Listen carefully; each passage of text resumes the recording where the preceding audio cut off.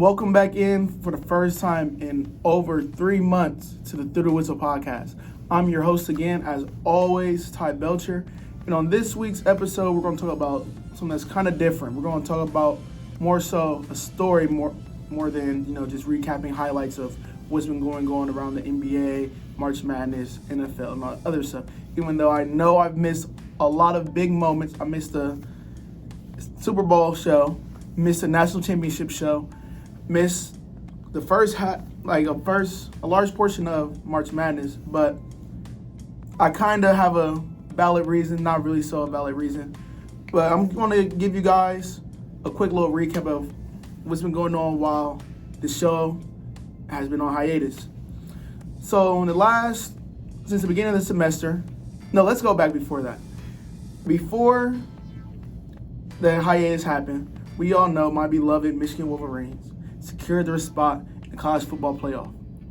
And it was great. It was glorious. We were playing TCU. I was like, hey, it's our year. We're gonna play Georgia. We're gonna win the Natty, and I'm gonna get to talk stuff to Ohio State fans forever. But we all know what happened. So I fly out to Arizona to see. I was lucky enough to fly out to Arizona to watch the game in person. And I'm going to give you guys a little background on that.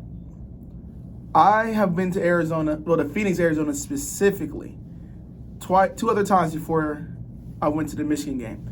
I went for the Phoenix Suns Western Conference Finals against the Los Angeles Clippers back in 2021, and they lost, right? And so then I go again, 2021 NBA Finals, 2 weeks later, get to see the Suns take on the Bucks in Game 5. They lose. And I was like, oh, I'm cursed.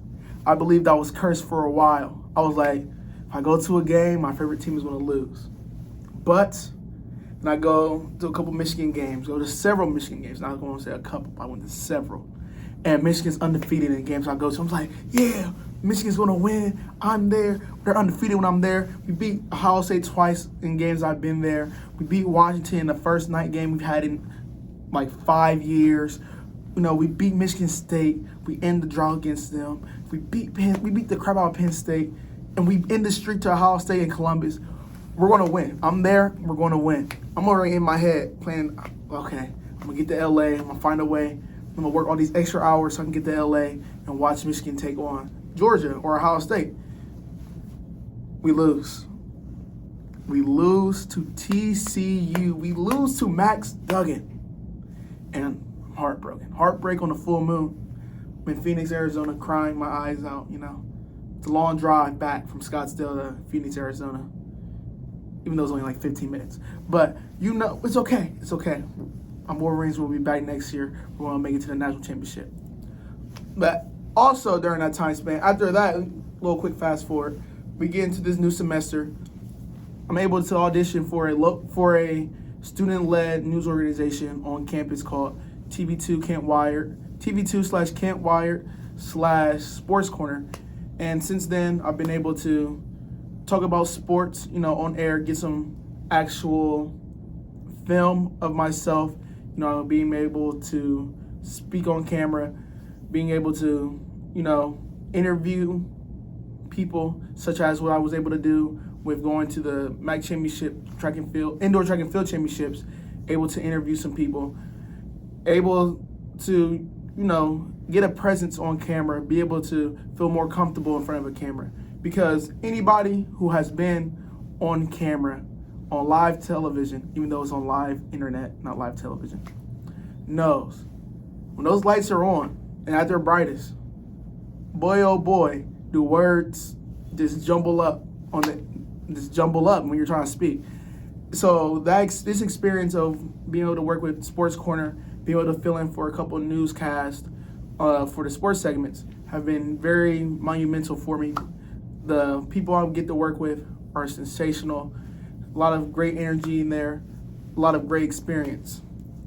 But I was also able to, work at March Madness game. Well, it's 2 days of March Madness. I can't say March Madness games because I was there for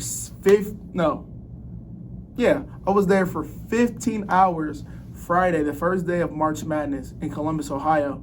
Well, the first round of March Madness in Columbus, Ohio, doing stuff for sponsorships and stuff, being able to see the games, be able to have a media pass, being able to interview coaches, interview some players, and was able to see the biggest upset in NCAA basketball history with Fairleigh Dickinson beating number 1 seeded Purdue.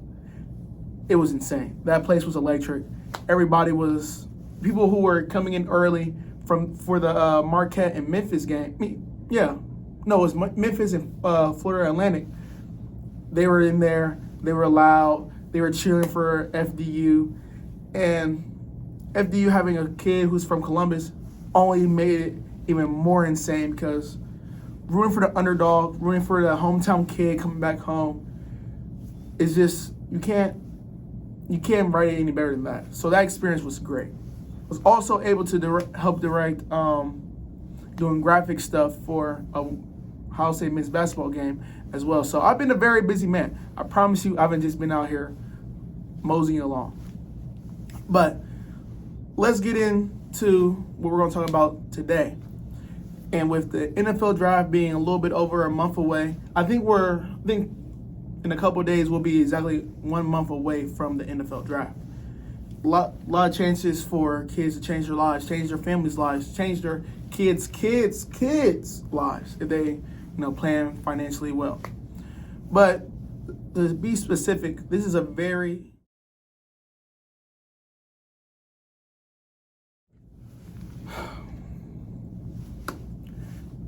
just like the old times, technical difficulties strike again, sadly.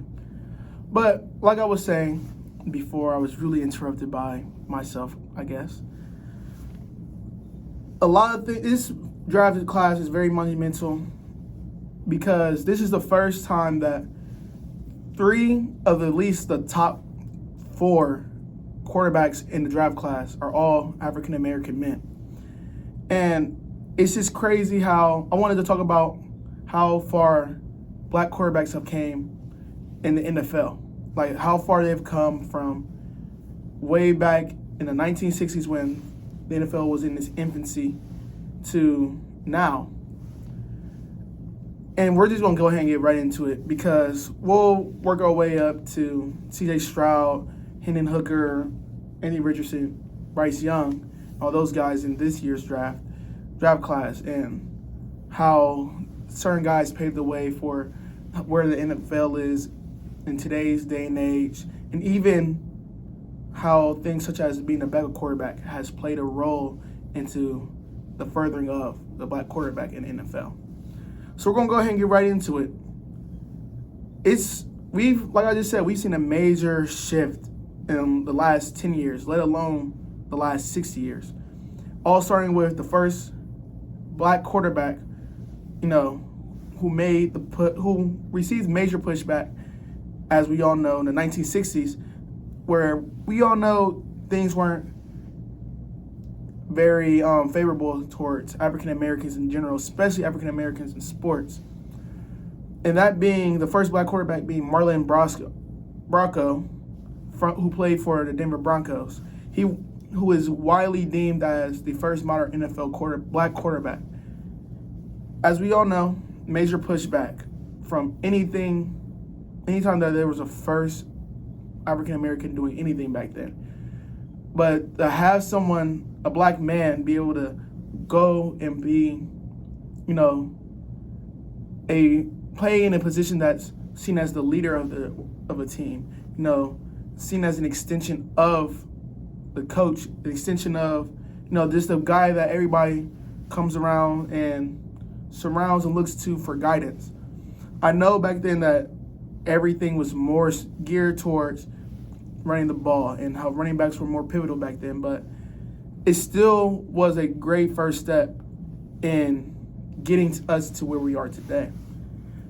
But the thing is, even with Marlon being able to break that barrier and becoming the first black quarterback, things for, I would say, the next 4 to 5 decades, even spanning into the early 2010s were very stagnant when it came to black quarterbacks. Most decades, we will only see about 1 to 2 black quarterbacks, active black quarterbacks, starting at the position. I know we got to a point where it was like Randall Cunningham, Warren Moon, and guys like that, and like starting at the same time, like all starting in the NFL at the same time. But 3 out of 28, that percentage is still very low. We weren't seeing a lot of black quarterbacks getting any shine, honestly. Like, the first African American quarterback didn't win the Super Bowl until the 1980s, and that was only 40 years ago. A lot of people who we know were able to watch that game. That's how you know it was recent. And then we get into the 2000s where it was kind of bare bones, honestly, if I were to say so myself. We had a couple guys like Vince Young. I can't think of his name right now, but played for the Tennessee Titans. Steve McNair, I'm sorry, yes, it came back to me. Steve McNair, who was able to start in the Super Bowl, almost won a Super Bowl against the Rams. We all know the infamous play of being 1 yard short. But for the most part, there was not any black quarterbacks. Like Steve McNair, a couple years later, Jamarcus Russell, going first overall, African-American quarterback. Goes in the NFL, things go downhill, spiral really fast, he done. And I guess owners could have looked at it as, see, look, that's just not the type of guy we're looking for, the mobile guy. And after that, we see a lot of quarterbacks have to change positions, being asked at NFL combines to, oh yeah, like, I know you're a quarterback, but you're kind of fast, so you should go try out for wide receiver, corner, or another position where your athleticism can be put on notice and shine bright, when other people at other positions aren't asked to do that. We got guys such as Tim Tebow, who wasn't a good passer at all, like, was not good, was widely understood pre-draft that he can't throw the ball very well.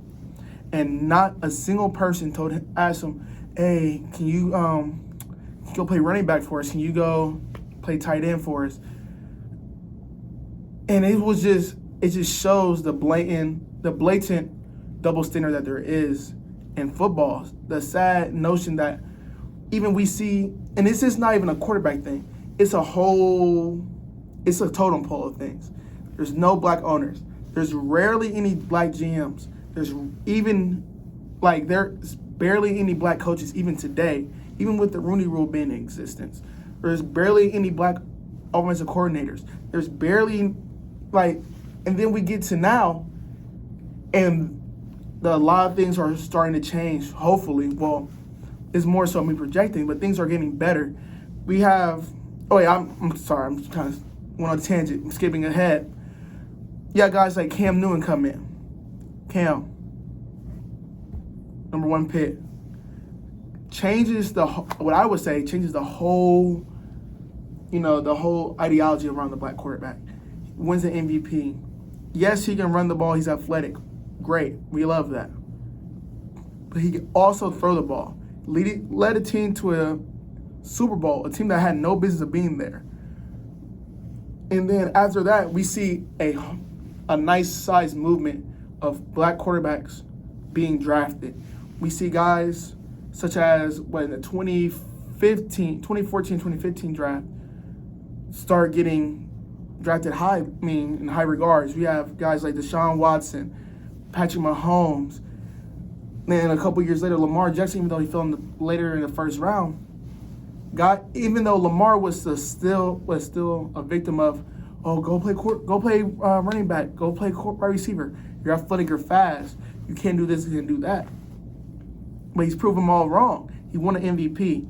Yes, he struggled in the pass game, but you look around him, there's no wide receiver. He doesn't really have that star wide receiver guy that you can go to. That I know this is kind of a cop-out, but he's out there throwing to nobodies out there. And a lot of quarterbacks who are in the same position same roles, they get that as an excuse, like, oh yeah, like it's an excuse absence type of thing. But we get to now, we have got, like I said, guys like Deshaun Watson, Patrick Mahomes, Jalen Hurts, even more so recently, Jalen Hurts, Dak Prescott, Kyler Murray, Russell Wilson. These are all, at worst, top 12 guys. Like, so to see that the whole notion of the black quarterback is changing and going more so in a positive direction, where people used to look at the black quarterback like, can he really lead my team? Like, can he really do this, that, and the third? Where now, I would say the best quarterback, I feel like it's widely known, unless you're a vehement Patrick Mahomes hater, the best quarterback in the league is an African-American man. The best quarterback in the NFC is an African-American man in Jalen Hurts. If we're being honest, the second best and third best quarterbacks in the NFC are two African-American men, in Kyler Murray and Dak Prescott. These things all build up into something else, because now with that, and it's becoming widely more accepted by people who are running organizations, running franchises, who I know it's like, oh yeah, we just need starters, but there's more to it than just being a starter. Guys who are holding the clipboard, guys who are backups. Those backup roles are very important. They're an extension of the offensive coordinator. They're there to help these young guys get better. Like Geno Smith was a great backup, became a starter, playing great right now. Just signed a three-year deal with the Seattle Seahawks. We have guys like Tyrod Taylor, is now a career backup, which is great. But I know he probably wants more out of his career instead of just being the backup, wants a chance to actually play, because that's a competitor in every athlete. But we have guys like Tyrod Taylor, guys like PJ Walker, Teddy Bridgewater. We have guys who are out there who are able to hold the clipboard, because those people who are holding the clipboards ultimately lead to becoming offensive coordinators. We're seeing a larger amount of African-American offensive coordinators in the league right now. I know we have Eric Bieniemy, who's still fighting, clawing to try to be a head coach. We have guys like Brian Flores, who was wrongly fired, who is working his way up to get back to being a head coach.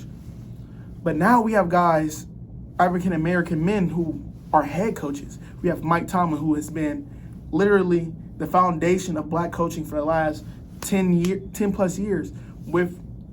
He is, in my opinion, a top 3 coach in the NFL. Never had a losing season. That is unprofound. That is never before seen. We have the Texans hired a new coach, African-American man. We have Brian Flores getting right back into, he's working his way back up to becoming an NFL head coach.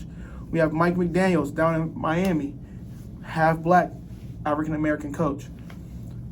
We're slowly working our way up into having more diversity on coaching staffs, more diversity in the locker room, because when you look at that, there's people, those are all positions of power, positions of leadership, positions of respect that is earned through years of hard work, which usually stems from most of these offensive coordinators, former quarterbacks, especially in today's NFL. Former offensive coordinator, you look at their background, used to play quarterback, used to do this or that. They all have something in common. If it was a Venn diagram, being a quarterback would be in the center for most of these offensive coordinators and head coaches who are more so on the offensive side of the ball. And this leads me to where we're at now with this year's NFL draft. We have Bryce Young, who is undoubtedly one of the most dynamic quarterbacks we've seen. And I'm not saying dynamic because he can run, but he can make any throw. That's what I mean by dynamic. He can make a throw outside the pocket, feet moving, but he's still calm, collected, footwork still moving precisely as great as as precisely as needed to make an accurate throw anywhere on the field. We have C.J. Stroud, who is your archetype, who many people are saying is the archetype quarterback who you want, which is something that you didn't really hear in the past. You weren't hearing like, oh, Patrick Mahomes is the prototype. No, this guy is the prototype. Even though we've seen guys like that who really should be, who are now the prototype for the modern NFL. People who can, ad-lib outside the pocket, can ad-lib, make any throw, extend the play. Things that black quarterbacks have been doing for a long time, but just haven't got their flowers for doing so. You have guys who are pretty raw. A guy in Anthony Richardson who's a very raw prospect, who in the past, in years past, we can't really take that guy on because we don't really know what we're getting ourselves into.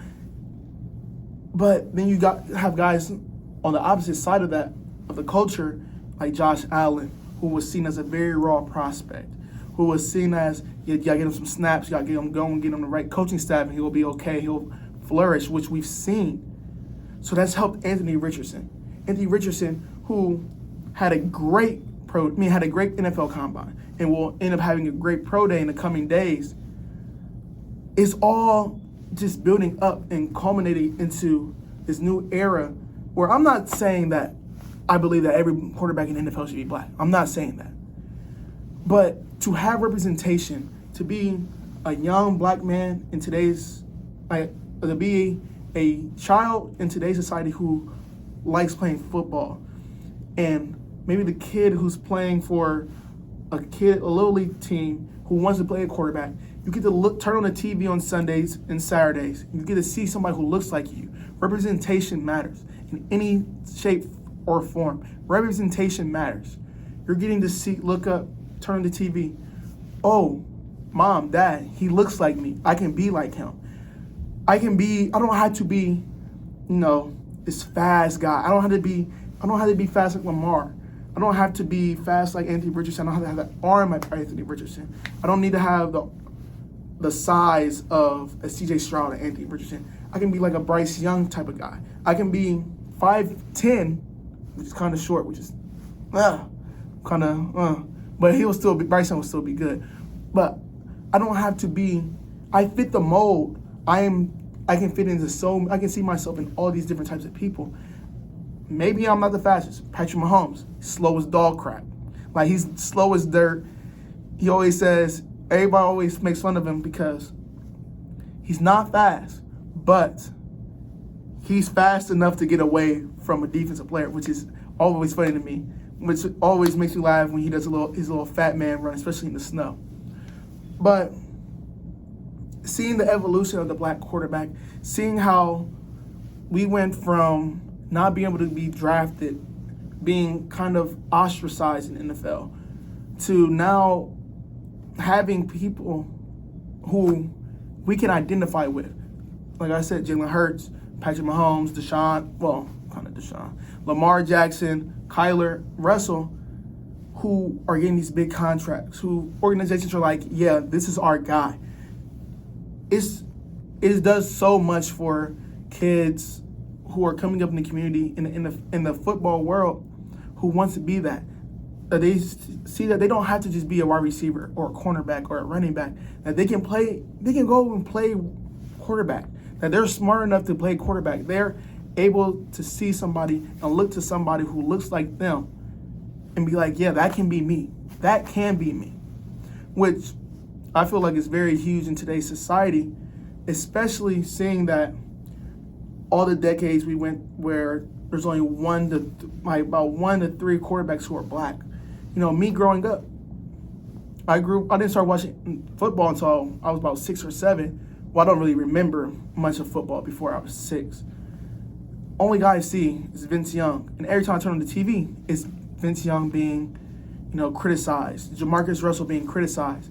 Michael Vick, all the things that he had to go through. But him coming back when I was about the age of 10 and seeing him be able to get his career going again. Donovan McNabb getting his career going again.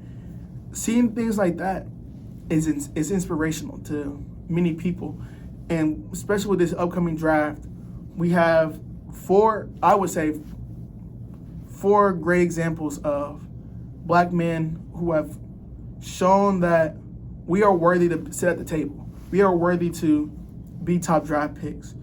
We are worthy of being top guys because we are. Like, I don't know how else to explain it. We are worthy of being talked about in that same manner. We don't have to be the most athletic. We don't have to be the most this or that just to be at the table anymore. And I feel like this year's draft class is paving the way for draft classes to come.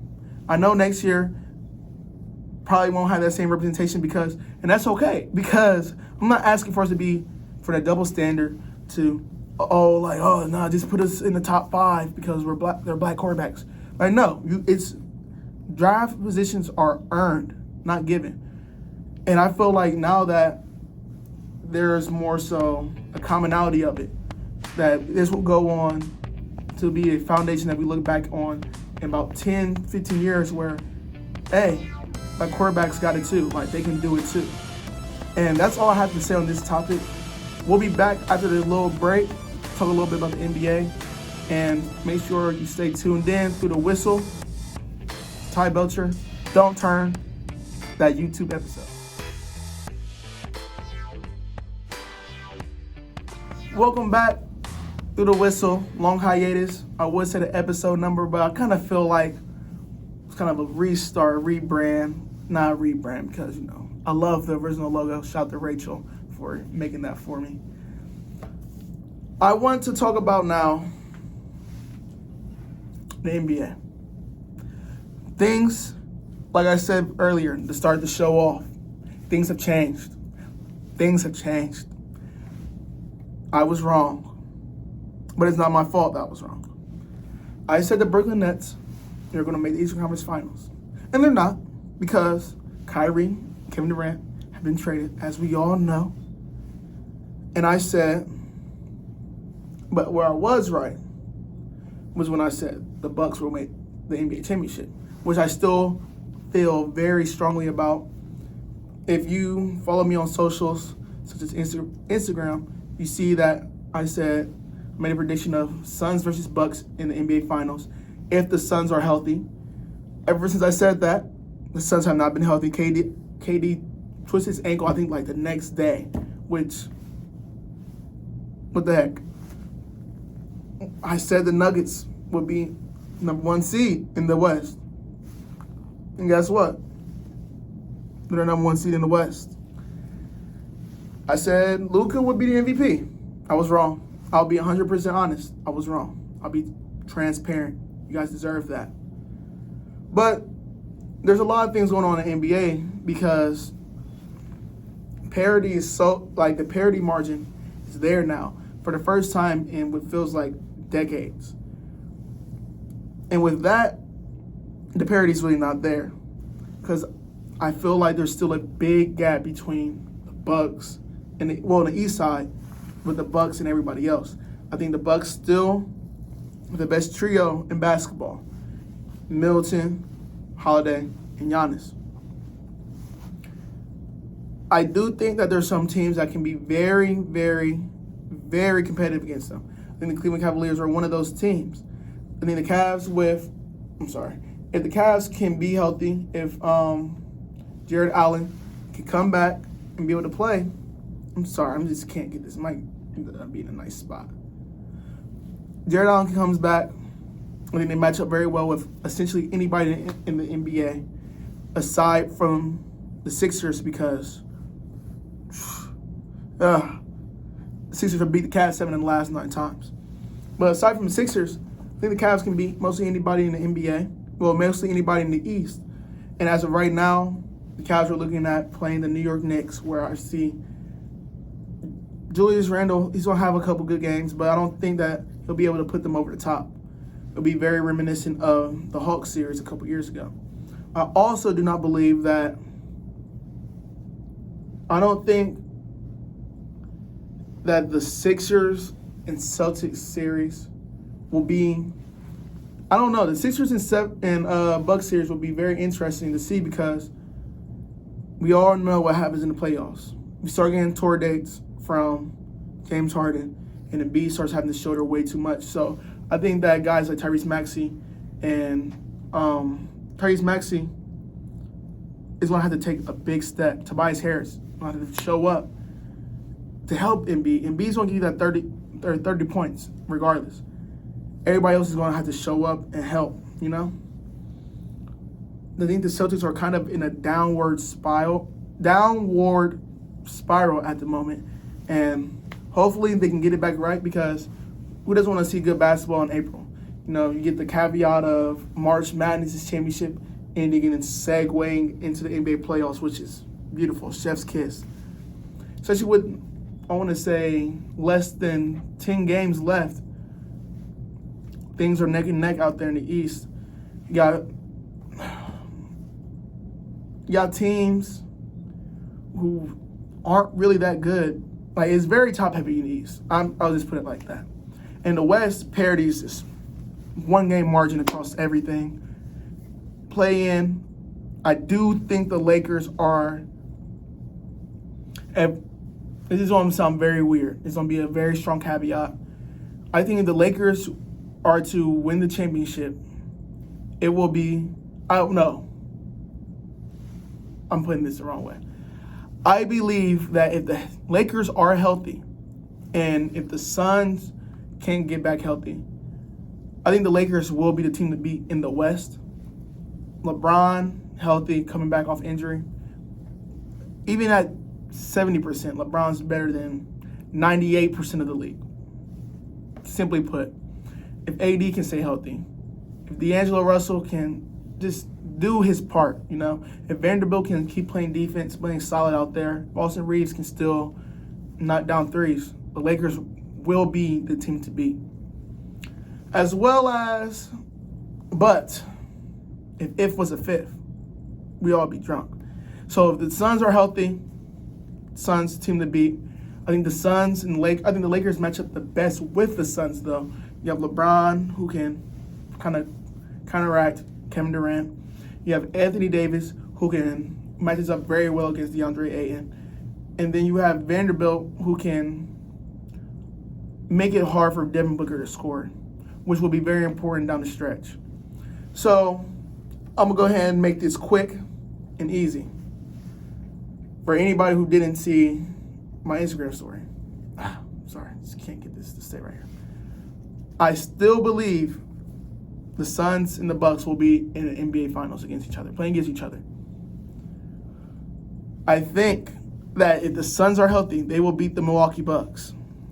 I believe it. I believe it. I believe it. But if the Suns cannot be healthy, I think it will be Lakers versus Bucks, and I think that Giannis will get another championship. And with him winning another championship and probably finishing in at least second place in this year's MVP voting, I think he will have a strong argument for being a top 10 player all time already.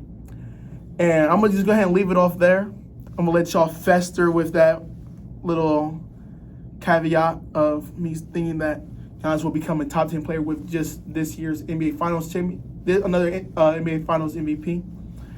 But as always, I appreciate you guys for tuning in. I appreciate you guys for tapping in after an extremely long hiatus.